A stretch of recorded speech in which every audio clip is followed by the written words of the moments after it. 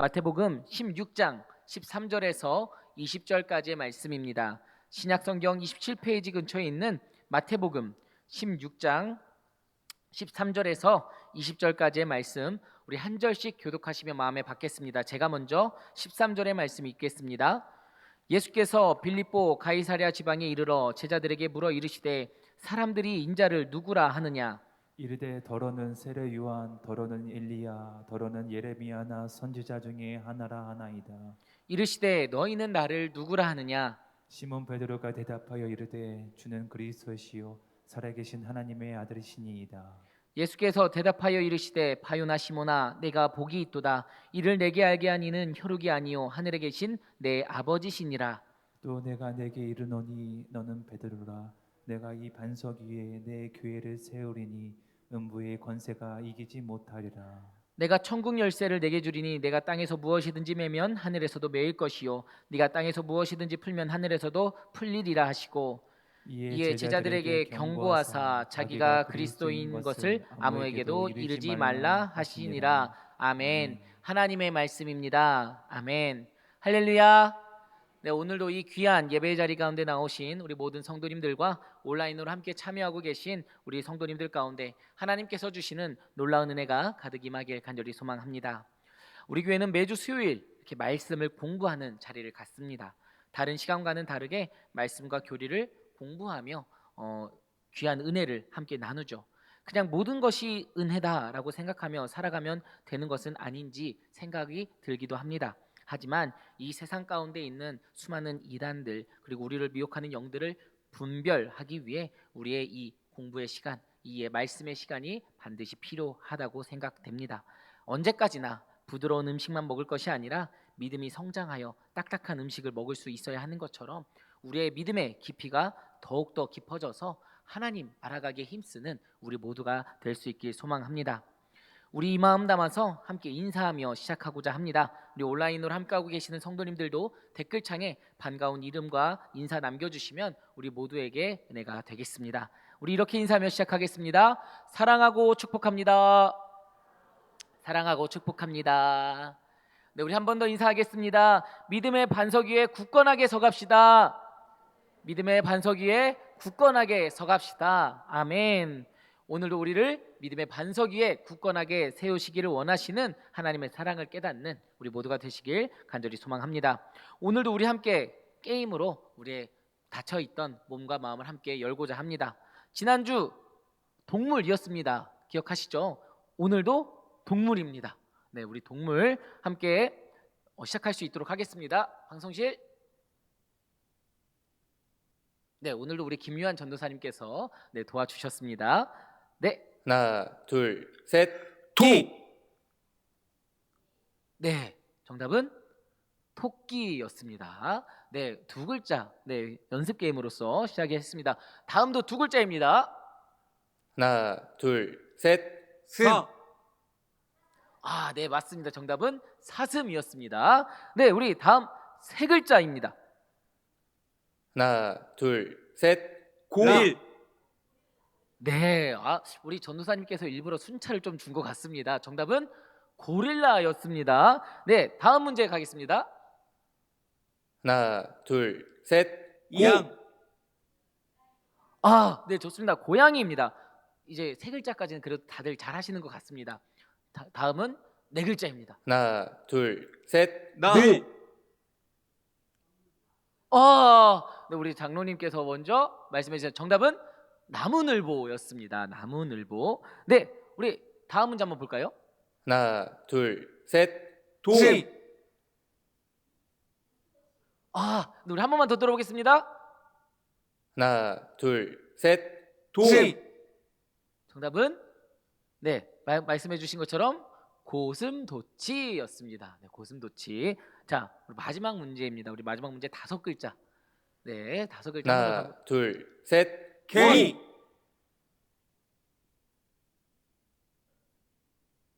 우리 한 번만 더 들어볼까요? 하나, 둘, 셋, 개이! 힌트는요.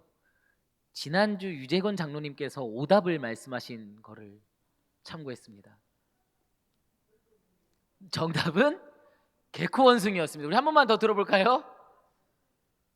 하나, 둘, 셋. 개이. 네, 정답은 개코 원숭이였습니다. 지난주 정답은 긴팔 원숭이였죠. 네, 오늘은 개코 원숭이였습니다. 네, 여러분 어떠셨나요? 몸과 마음이 열리셨나요? 네, 우리 또 즐거운 마음으로 하나님을 알아가는, 말씀을 알아가는 이 귀한 은혜의 시간 될 수 있길 간절히 소망합니다. 오늘은 5번째 시간으로서 성자 예수님의 첫 번째 시간인 하나님의 유일하신 아들이라는 주제로 귀한 은혜를 함께 나눠보고자 합니다. 우리가 지난 시간까지는 2주의 시간을 통해서 성부 하나님에 대해 알아가는 시간을 가졌습니다. 전능하신 아버지이신 우리의 하나님, 그리고 그 전능하신 하나님 아버지께서 천지를 창조하신 말씀을 통해서 귀한 은혜를 우리가 함께 나눴습니다. 사랑으로 자신을 내어주기까지 전능하신 우리 아버지 되시는 하나님께서 이 세상을 아름답게 창조하셨습니다. 그리고 우리를 창조하셨죠. 성삼위일체 하나님은 그냥 멀리 이 세상을 창조하시고서 가만히 내버려 두시는 것이 아니라 끊임없이 계속해서 오늘과 영원까지 말씀으로 역사하시는 하나님이심을 우리가 살펴보았습니다. 전능하신 아버지께서 우리를 창조하셨다는 것이 얼마나 큰 은혜였는지 우리가 귀한 은혜를 나눴습니다. 사랑으로 우리를 끝까지 돌보시고 지키시고 인도하시겠다는, 우리와 사랑의 관계를 맺으시겠다는 전능하신 아버지의 사랑이 이 말씀 속에 계시되었고 예수 그리스도를 통해서 계시되었습니다. 그래서 우리는 예수 그리스도의 믿음을 통해 하나님을 아버지라 부를 수 있으며 그 사랑의 관계로 들어갈 수 있게 되었다 살펴보았죠. 그 사랑의 관계에 놓일 때 우리는 스스로를 하나님의 피조물로서 하찮게 여기는 것이 아니라 하나님께서 우리를 존귀하게 바라봐 주시듯이 우리 또한 우리의 삶을 존귀하게 바라보며 다른 이들의 삶도 존귀하게 바라볼 수 있어야 함을 살펴보았습니다. 뿐만 아니라 우리는 하나님의 피조물로서 마땅히 하나님을 찬미하고 하나님의 영광을 위하여 살아가는 존재가 되어야 한다 살펴보았죠. 이 세상을 향한 우리의 시선은 어떻게 변화되어야 했습니까? 이 세상 또한 하나님의 피조물이니 하나님의 시선으로 우리가 이 세상을 바라볼 수 있어야 했습니다. 그리고 나의 지체를 그런 사랑스러운 눈빛으로 바라볼 수 있어야 하는 것이죠. 그리스도인으로 살아간다는 것은 이전에 세상을 바라보고 살았던 시선으로 살아간 것이 아니라 하나님의 마음으로, 하나님의 시선으로 바라볼 수 있어야 하는 것이었습니다. 우리가 지난 시간까지 살펴보았던 귀한 사도신경의 은혜였습니다. 이 사도신경의 의미들을 깨달았을 때 여러분의 마음과 여러분의 삶은 어떠셨는지 궁금하기도 합니다.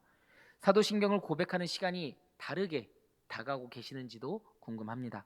모든 의미가 사라져버린 껍데기만 남은 그런 주문과도 같은 고백이 아니라 우리의 마음을 다한 고백, 우리의 삶을 다한 고백, 우리의 진심을 다한 고백이 되어서 살아 움직이는 신앙의 고백이 될 수 있길 좋으신 주님의 이름으로 간절히 축복합니다. 우리는 오늘부터 성자 하나님, 성자 예수님이죠. 예수 그리스도에 대해서 함께 살펴보며 귀한 은혜를 나눠보고자 합니다. 오늘부터 약 4주간의 시간을 통해서 성자 예수님에 대해서 우리가 알아가 보고자 하는데요. 성자 예수님을 공부해 나갈 때 우리가 앞서서 공부한 것은 따로 떨어뜨려서 본 것이 아니라 계속해서 끊임없이 연결 지어가면서 살펴보아야 우리에게 큰 은혜가 된다는 것을 기억하며 갈 수 있길 소망합니다. 성삼위일체 하나님의 사랑이 계속해서 끊임없이 이어지기 때문입니다. 지난번 개론 시간 때 배웠던 사도신경의 구분 기억하십니까? 성부 하나님과 성자 예수님 그리고 성령 하나님의 구분으로 우리가 살펴보기도 했습니다. 그리고 뿐만 아니라 문장으로도 우리가 살펴보았죠.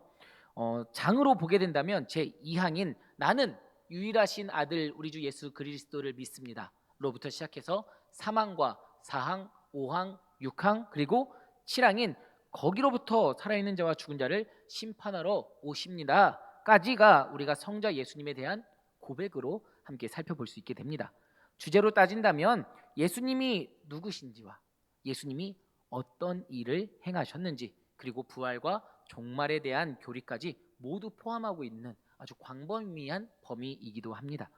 이렇게 성자 예수님에 대한 고백이 다른 고백들에 비해서 방대한 이유에 대해서도 우리가 알 수 있죠. 우선 성자 예수님을 통해서 성부 하나님이 계시되었기 때문입니다. 성자 예수님을 알아간다는 것은요, 사실 예수님만 알아가는 것이 아닙니다. 성부 하나님, 성령 하나님을 함께 알아가는 귀한 은혜의 시간이 되기 때문이죠. 오늘 우리가 공부할 주제와 이어지기도 합니다. 성자 예수님을 알아가는데 성자 예수님만 알아가는 것이 아니라 하나님까지도 함께 알아가는 그 놀라운 은혜가 우리에게 허락이 되어졌습니다. 또한 초대교회 당시에 예수님에 대한 논쟁이 끊이지 않았기 때문에 성자 예수님에 대한 고백을 조금 더 길게 서술해야 했던 것임을 바라보게 되기도 합니다. 예수님께서는 과연 어떤 분이신지, 진실로 하나님의 아들이신지, 하나님의 아들이면 그 의미가 무엇인지, 아들이신 예수님께서 이 땅에 무엇을 위해 오셨고 어떤 일을 행하셨는지에 대한 고백이 이 사도신경 가운데는 담겨져 있습니다. 이번 시간들을 통해서 우리가 고백하는 이 사도신경 속에 성자 예수님은 어떤 분으로 고백이 되어지고 있는지 우리가 함께 귀한 은혜를 나눠보고자 합니다. 고대 이스라엘 백성들은 가나안 민족과 여러 강대국들의 사이에서 자신들의 하나님을 향한 신앙을 지켜나가기 위해 고군분투해야 했습니다. 다신론적인 당시 고대 근동 지역 가운데에서 유일신 하나님을 믿는 신앙을 지켜나가야 했죠. 그리고 그 신앙을 지켜나가기 위한 노력은 초대교회로 이어지며 1세기 초대교회 그리스도인들은 신의 아들이 여러 명인 그러한 시대 속에서 하나님의 유일하신 아들 예수 그리스도에 대한 신앙을 고백하고 지켜나가기 위해 노력해야 했습니다. 당시 로마 사회에는 그리스 로마 신화로 인해서 다양한 신의 아들이 있었으며 무엇보다 대표적인 신의 아들인 로마의 황제가 있었기 때문입니다. 그렇다 보니 신의 아들이라고 한다면 머릿속에 떠오르는 이미지들이 그들에게는 있었습니다. 이 고정관념을 타파하기 위해 노력해야 했던 것이 초대교회 그리스도인들의 삶의 모습이었습니다.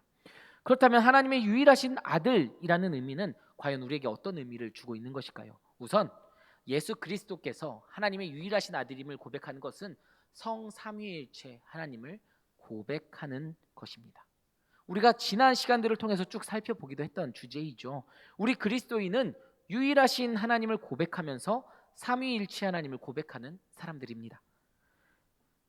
유일한 예배의 대상인 하나님께서는요, 성부와 성자, 성령 이 세 위격으로 존재하시는 분이죠. 비록 우리가 고백하는 사도신경의 고백 속에서 명확하게 단어로서 삼위일체 하나님이다 라고 명시되어 있지는 않습니다. 하지만 전능하신 아버지, 우리가 이 주제를 다루면서도 그 삼위일체의 사랑의 놀라운 은혜를 나누지 않았습니까? 우리는 삼위일체 하나님을 그 시간을 통해서 고백하게 되었습니다. 하나님께서는 창조 이전 영원부터 아버지셨습니다. 그렇다면 성자 예수님도 영원 전부터 성자이심을 우리가 고백할 수 있어야 한다라는 것이죠. 요한복음 17장 5절의 말씀에서 이렇게 기록하고 있습니다. 아버지여, 창세 전에 내가 아버지와 함께 가졌던 영화로서 지금도 아버지와 함께 나를 영화롭게 하옵소서. 아멘. 주님께서는요, 어느 순간 갑자기 하나님의 아들이 딱 하고 된 것이 아닙니다. 이미 영원 전부터 예수님께서는 하나님의 유일하신 아들로서 계셨다라는 것이죠. 말씀이신 예수님께서 태초부터 하나님과 함께 계셨고 그 말씀이 육신을 입어 우리 가운데 오셨음을 요한복음을 통해서 우리는 살펴볼 수 있습니다. 성부 하나님께서 성자 예수님에게 온전한 신성을 허락하셨습니다. 자신을 내어주는 사랑으로 온전한 신성을 허락하셨죠. 하나님의 아들이라는 것은 하나님을 그대로 받은 것이다 라는 의미였음을 우리가 지난 전능하신 아버지의 고백의 시간을 통해서 살펴보았던 은혜였습니다. 하나님의 유일하신 아들이라는 의미는 여기에서 더욱 중요해집니다. 비록 예수 그리스도의 신성은 부족한 것 없는 완벽한 것이다 라는 것이죠. 참 하나님이시자 참 인간인 예수 그리스도에 대한 고백입니다. 4세기 초 그리스도교가 로마의 국교로 승인됩니다. 그때에도 예수님의 신성에 대한 논쟁이 아주 극심했습니다. 여기서 우리가 첫 번째 개론 시간 때 살펴보았던 아리우스라는 학자가 등장하는 것이죠. 아리우스는요, 예수님의 신성에 대해 거부했습니다. 하나님은 한 분이시기 때문에 예수 그리스도께서 아무리 위대하다 할지라도 하나님과 같은 신성을 가질 수는 없다라고 주장했습니다. 유사한 본성만 가질 뿐이다. 완전하고 온전한 것이 아니라 유사한 것이다 라고 주장합니다. 예수님께서는 참 하나님이 될 수 없으며 피조물 가운데서 하나님과 그래도 가장 가까운 최상급 피조물일 뿐이다 라고 주장을 했습니다. 이에 대해서 니케아 공의회를 통해서 그 당시 교회는 반박했습니다. 그 당시 기록에 이렇게 나와 있습니다. 그리스도가 존재하지 않은 때가 있었다거나, 그리스도는 출생하시기 전에는 존재하지 않으셨다거나, 그리스도는 무로부터 존재하셨다라고 말하는 사람들, 그리고 하나님의 아들은 다른 실체나 본질을 지닌다거나 변하거나 바뀔 수 있다고 주장하는 사람들이 있는데, 보편적이며 사도적인 교회는 그들을 정죄한다 라고 기록하고 있습니다. 조금 어려우시죠? 처음부터 다시 한번 더 살펴본다면요, 예수님께서는 이미 태초부터 영원부터 성부 하나님과 함께 계신 분임을 증언합니다. 태초의 말씀이 하나님과 함께 계셨죠. 예수님께서는 스스로를 분명하게 창세 전에 있던 분임을 분명하게 말씀하고 계신다라는 것이죠.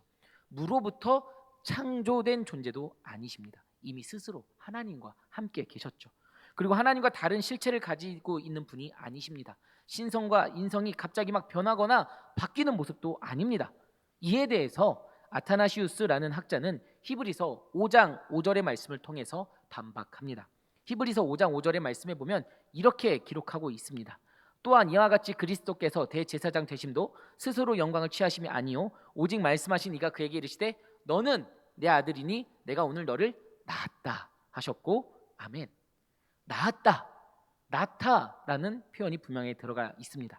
만약 아리우스라는 학자의 주장대로 하나님께서 성자 예수님을 만드셨다면, 창조하셨다면 예수님께서는 수많은 피조물 중 한 존재가 될 뿐입니다. 그렇다면 그분은 우리를 구원할 수 없습니다. 하지만 말씀의 표현대로 하나님께서 성자 예수님을 낳으셨다면 그분은 성부 하나님과 함께 동일한 본성을 공유하게 되는 것이죠. 우리가 고백하는 유일하신 하나님의 아들, 우리 주 예수 그리스도라는 고백을 할 수 있게 되는 것입니다.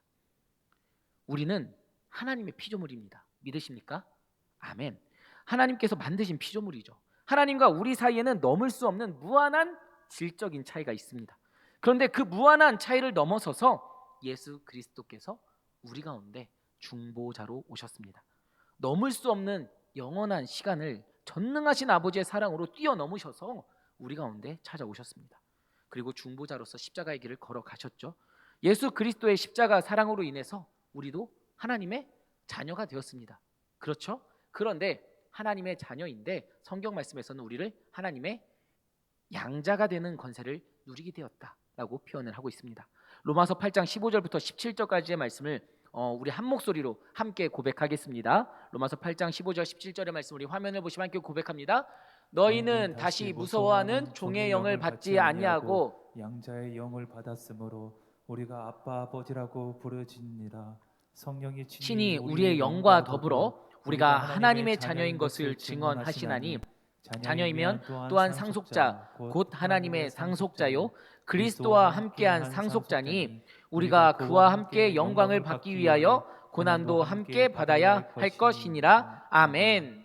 성육신 하셔서 우리와 함께 거하시는 성자 예수 그리스도는 하나님과 세상 사이의 중보자로 오셨고 온 인류를 대표하셨습니다.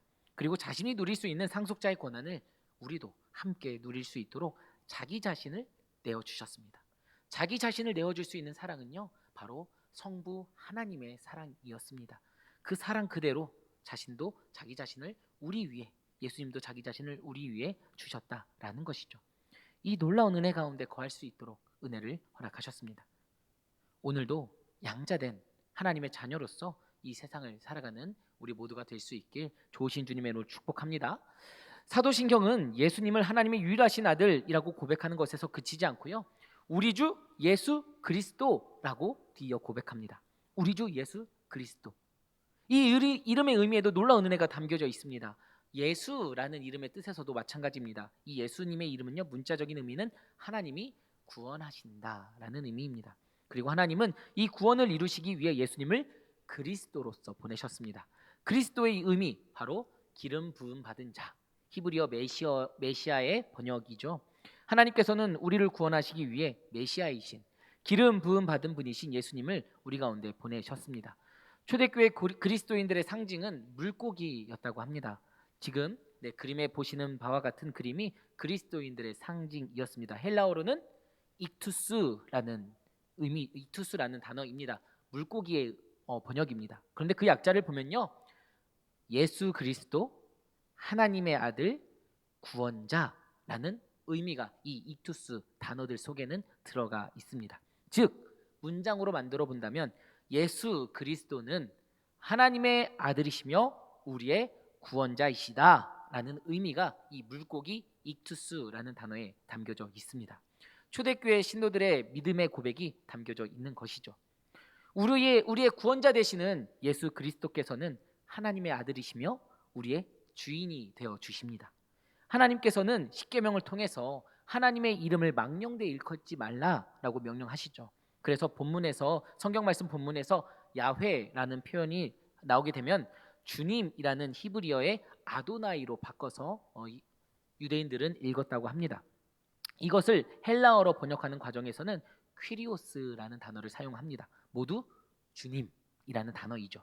그런데 로마 시대 당시 퀴리우스라고 불리우는 사람이 있었습니다. 바로 신의 아들이라고 여겨졌던 로마의 황제였죠. 그렇기 때문에 예수 그리스도께서 우리의 주, 즉 퀴리오스라고 불리우는 것은 매우 놀라운 일이었습니다. 하나님께 사용되던 호칭을, 그리고 황제에게만 사용되었던 호칭을 나사렛에서 태어난 한 존재에게 사용한 일이었기 때문이죠. 그리스도인은 주님을 우리 주다라고 고백하는 것을 통해서 하나님을 예배하는 것이 곧 예수 그리스도를 예배하는 것임을, 그것이 다른 일이 아님을 우리는 고백하고 있는 것입니다. 그래서 고린도전서 1장 2절의 말씀에 보면 이렇게 기록합니다. 고린도에 있는 하나님의 교회 곧 그리스도 예수 안에서 거룩하여지고 성도라 부르심을 받은 자들과 또 각처에서 우리의 주 곧 그들과 우리의 주 대신 예수 그리스도의 이름을 부르는 모든 자들에게 라고 표현을 합니다.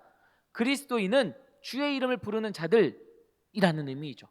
오늘 책에서는 우리에게 분명히 이렇게 이야기하고 있습니다. 예수님은 예배와 찬미를 받으셔야 마땅하니 이는 바로 그분이 하나님이기 때문이다 라고 말이죠. 우리가 예수 그리스도 우리의 구세주라고 고백하는 것은 우리가 예배하는 대상인 예수님이 하나님과 다른 분이 아니다, 동일한 분이다라는 것을 고백하고 있게 되는 것입니다. 우리의 예배를 받기 합당하신 하나님께서 육신을 입고 이 땅 가운데 오셔서 우리의 구세주가 되어주셨고 우리의 삶의 주인이 되어주셨습니다. 당시 세상의 주인이라고 불리우던 로마 황제는 억압과 폭력으로 팍스 로마나를 이루었습니다. 거짓된 평화를 이루었던 것이죠. 하지만 참된 하나님이신 예수 그리스도를 우리 주라고 고백하는 우리 모두에게는 참된 하나님의 평화가 허락되었습니다. 죽을 수밖에 없는 우리를 죄로 인해 타락하고 죽어져가는 이 땅 가운데 영원한 하나님의 아들 예수 그리스도께서 우리의 삶 가운데 직접 찾아오셨습니다. 인간의 배신과 폭력에도 불구하고 이 세상에 자신을 내어주기 위해 찾아오셨습니다. 그 이유는 다른 것에 있지 않습니다. 힘과 폭력으로 이 세상을 잠잠하게 하기 위함이 아니었습니다. 요한복음 3장 16절과 17절의 말씀을 통해서 우리는 주님께서 우리 가운데 오신 그 놀라운 사랑의 이유에 대해서 묵상하게 됩니다. 우리 함께 한 목소리로 요한복음 3장 16절과 17절의 말씀 함께 고백하겠습니다. 하나님이 세상을 이처럼 사랑하사 독생자를 주셨으니 이는 그를 믿는 자마다 멸망하지 않고 영생을 얻게 하려 하심이라. 하나님이 그 아들을 세상에 보내신 것은 세상을 심판하려 하심이 아니요 그로 말미암아 세상이 구원을 받게 하려 하심이라. 아멘. 우리를 구원하시기 위해 하나님의 아들이신 예수 그리스도께서 오셨음을, 하나님께서는 이 세상을 여전히 너무나도 사랑하셔서 자신의 사랑하는 아들 독생자를 보내셨다는 그 은혜를 우리가 기억할 수 있길 소망합니다. 우리는 이러한 예수 그리스도를 우리의 구세주, 우리 삶의 주인으로 고백할 수 있어야 합니다. 예수 그리스도를 우리 삶의 주인으로 고백할 때 팍스 로마나 같은 폭력으로 인한 거짓된 평화가 아니라 팍스 크리스투스, 참된 그리스도의 평안이, 세상이 줄 수 없는 그 놀라운 평화가 우리의 삶 가운데 찾아오게 됩니다. 이 평화는 나만 누리는 평화가 아닙니다. 세상이 우리만 누리는 나만 누리는 평안이 아닙니다. 사도신경은 크레도라는 단어로 시작한다고 말씀드렸죠. 나는 믿습니다라고 고백합니다. 그런데 이 사도신경의 고백 속에서 우리라는 표현이 여기서 등장합니다. 우리 주. 물론 나의 주 맞습니다. 하지만 오늘 사도신경 속에서 우리 주라고 고백하죠. 이 고백 속에서 우리는 그리스도의 평화를 우리 모두가 예수님을 그리스도라고 고백하는 우리의 구세주라고 고백하는 모든 이들과 함께 평화를 누릴 수 있게 됨을 고백하는 것입니다. 하나님께서 이 세상을 사랑하셨습니다. 그러므로 주님을 우리 삶의 주인으로 고백하는 우리 또한 이 세상 가운데 살아가는 모든 이들과 함께 이 평화를 누릴 수 있어야 하는 것이죠. 또한 오늘 우리가 함께 봉독했던 말씀처럼 이 고백 위에 교회가 세워졌음을 우리는 기억해야 합니다. 베드로는 주님께 이렇게 고백하죠. 마태복음 16장 16절의 고백입니다. 시몬 베드로가 대답하여 이르되 주는 그리스도시요 살아계신 하나님의 아들이시니이다. 아멘.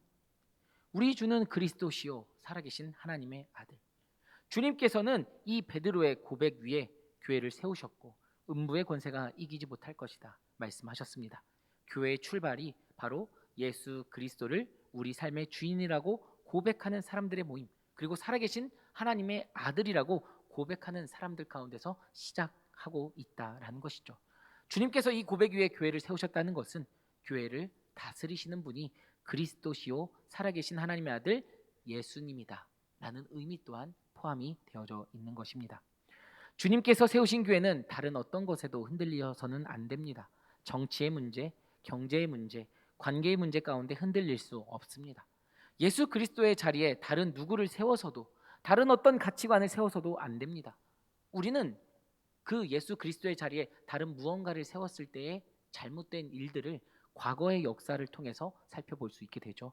예를 들어 제2차 세계대전 가운데서 있었던 그런 말도 안 되는 폭력과 억압을 우리는 바라볼 수 있게 됩니다. 말로는 하나님을 예배하며 하나님을 위한 전쟁이다라고 하지만 예수 그리스도 대신에 나치즘이라는 다른 주의가 세워졌을 때 그때 교회는 영혼과 생명력을 잃게 되었습니다. 오늘 교재는 이에 대해서 이렇게 이야기하고 있습니다. 예수 그리스도께 속한 교회는 우리를 살리려고 자신의 생명을 주신 그분께 그 존재와 미래를 빚지고 있으며 마땅히 그분께 순종해야 한다. 하나님은 다른 어떤 사람이나 조직이 아닌 오직 그분만을 교회의 주님으로 선포하셨다라고 말이죠. 여러분, 주님이 우리의 주인이시라는 고백은 우리 교회의 주인이 주님이시다라는 고백이며 우리 교회의 중심이 주님께 있다라는 것을 말하고 있습니다. 이 사실을 기억한다면 우리의 교만을 내려두고 오직 주님만을 따르며 순종하는 교회로 세워져 나가리라 믿어 의심치 않습니다.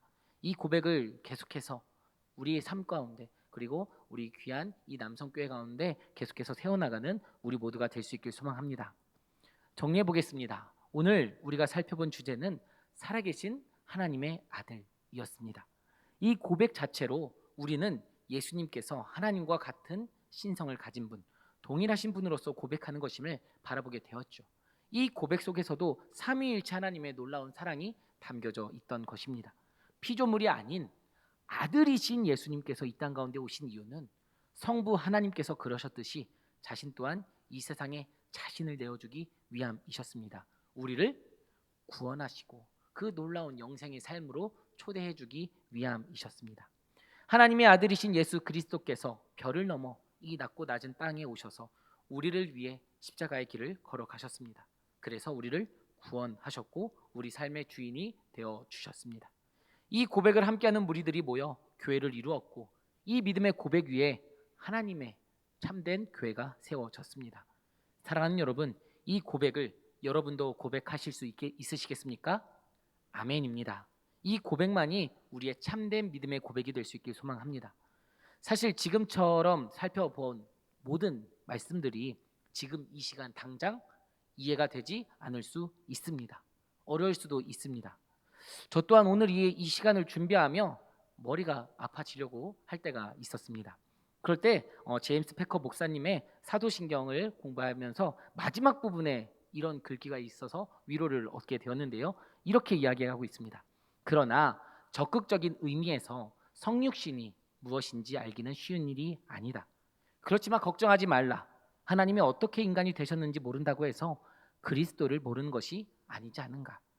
성육신을 이해하든 이해하지 못하든 말씀이 육신이 되었다는 사실은 동일하다. 그것은 우리의 생각이 미치지 못하는 최고의 기적이며 사랑에서 비롯된 일이다. 우리에게 맡겨진 일은 그 비밀을 파헤치는 것이 아니라 어제나 오늘이나 영원토록 동일하신 예수 그리스도를 경이롭게 생각하고 받들고 사랑하고 찬양하는 것이다. 아멘.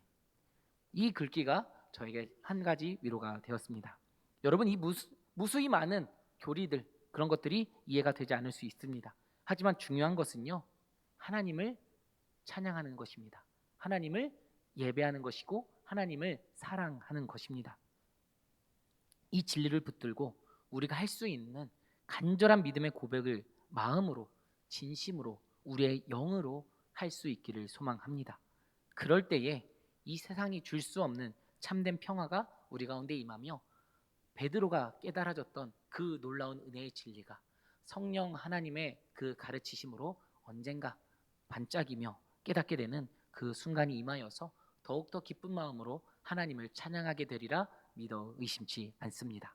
그 삶을 살아가시기를 좋으신 주님의 이름으로 간절히 축원합니다. 아멘.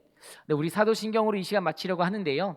내년부터 우리 교회 주일 예배 시간에 하는 사도신경의 고백이 조금 변화될 예정입니다. 그렇다고 해서 다른 것을 가져온 것이 아니라 성경에 나와 있는 사도신경 세번역 버전을 교동문 형식으로 구성한 그런 고백문입니다. 우리 이 시간을 통해서 미리 준비하고자 하는데요. 예배의 인도자와 회중인 여러분이 서로 대답하는 형식으로 고백을 하게 됩니다. 제가 이렇게 해서 믿으십니까? 라고 고백하면 여러분께서 화면을 보시고 답해 주시면 되겠습니다. 우리 화면 보시면서 함께 고백하겠습니다. 사랑하는 성도 여러분, 이제 우리가 믿는 하나님을 고백하겠습니다. 여러분은 전능하신 하나님 아버지를 믿으십니까? 나는 전능하신 하나님 아버지를 믿습니다. 천지의 창조주를 믿습니다. 여러분은 그의 독생자 우리 주 예수 그리스도를 믿으십니까? 나는 그 외아들 우리 주 예수 그리스도를 믿습니다. 그는 성령으로 잉태되어 동정녀 마리아에게 나시고 본디오 빌라도에게 고난을 받아 십자가에 못 박혀 죽으시고 장사된 지 사흘 만에 죽은 자 가운데서 다시 살아나셨으며 하늘에 오르시어 전능하신 하나님 우편에 앉아 계시다가 거기로부터 살아있는 자와 죽은 자를 심판하러 오십니다. 여러분은 성령과 그분이 이루시는 거룩한 공동체를 믿으십니까? 나는 성령을 믿으며 거룩한 공교회와 성도의 교제와 죄를 용서받는 것과 몸의 부활과 영생을 믿습니다. 아멘.